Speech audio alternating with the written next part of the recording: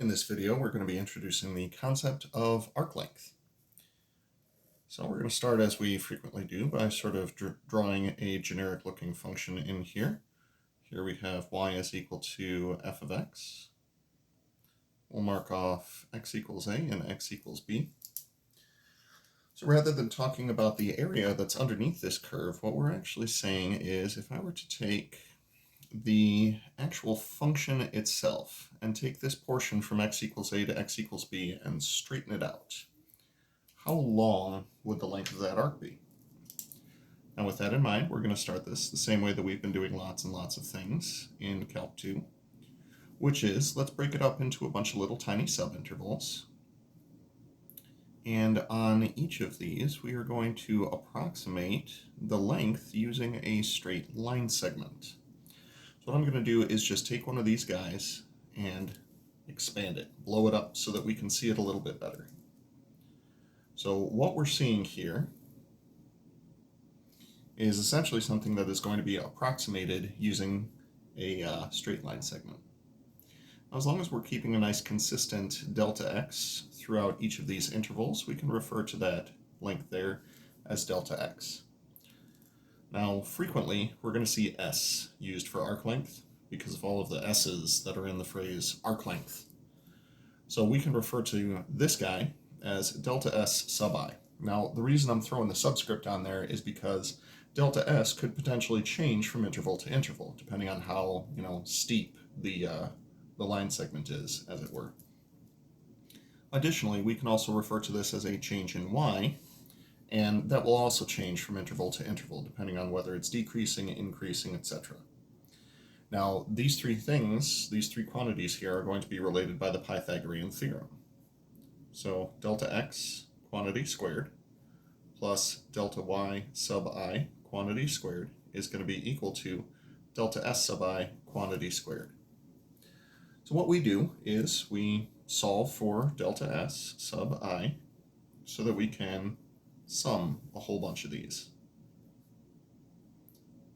So delta x squared plus delta y sub I, quantity squared, and this is the expression that we get. Now the idea is I'm interested in adding all of these up as I goes from 1 to n, as we typically do.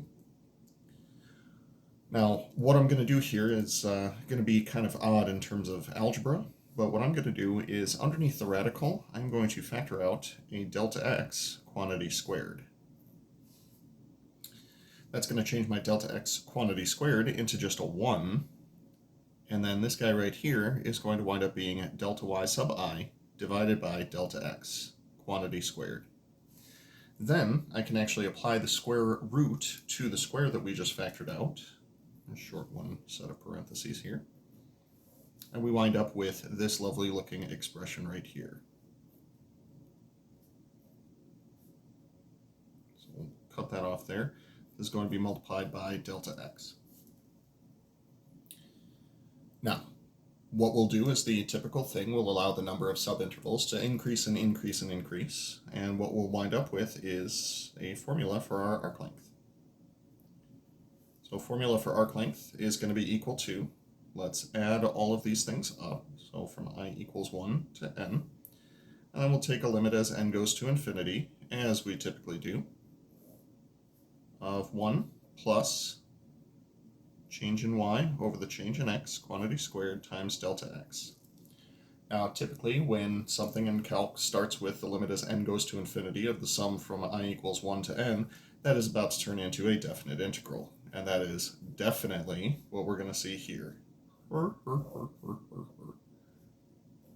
So sticking with Leibniz notation, this will actually, once we get to the infinitesimal, our change in y over the change in x is simply going to become a derivative. So here we have our arc length formula, which is the definite integral from a to b of the square root of 1 plus the derivative squared dx. Now, something very similar happens if x happens to be a function of y. An alternate notation that we could use here is we could say f prime of x, based on the definition that we gave earlier, with y being a function of x. However, if we do change things around a little bit, which is certainly possible, We could also potentially have x as a function of y. So if x is equal to a function of y, we can set up essentially the same sort of thing going on here, where we mark off y goes from c to d, and essentially no part of the process is going to change here. The arc length is going to be equal to the definite integral from c to d of, once again, 1 plus the derivative squared. The difference is, if x is a function of y, it'll be the derivative of x with respect to y, quantity squared, dy. And of course, we could also refer to this as g prime of y.